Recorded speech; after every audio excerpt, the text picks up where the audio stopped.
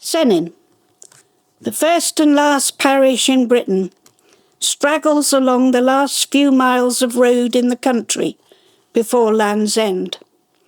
It has 3 distinct and fairly self-explanatory areas. Residents were identified by their location, and at different times we classed as all of them. Churchtowners live anywhere in the region of the church, down towards Land's End. Covers live down in the cove itself, and Overillers live on top of the cove and back along the A30. John started work at Skewjack near Sennen in September 1949, and by October 1950 they managed to rent a large rambling house close to his job, down near Land's End. Atlantic breezes, a woefully understated euphemism for the reality, where we lived for just over a year.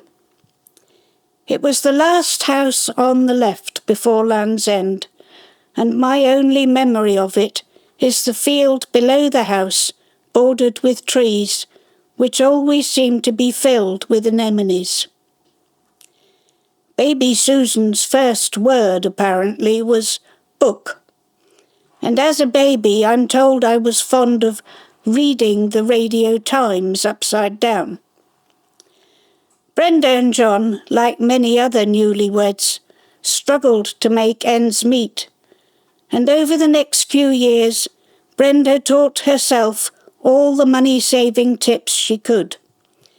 Making jams and preserves, ends to middling sheets, making her own tea towels and pillowcases, and designing and making her own clothes. All practices she continued throughout her life when she could. Recycling is not a new idea. In November 51, we became covers and moved down to Beachfield, a large granite house right in the centre of the cove, and instantly upgraded from being churchtowners to covers. The bottom of the cove was the top of the tree.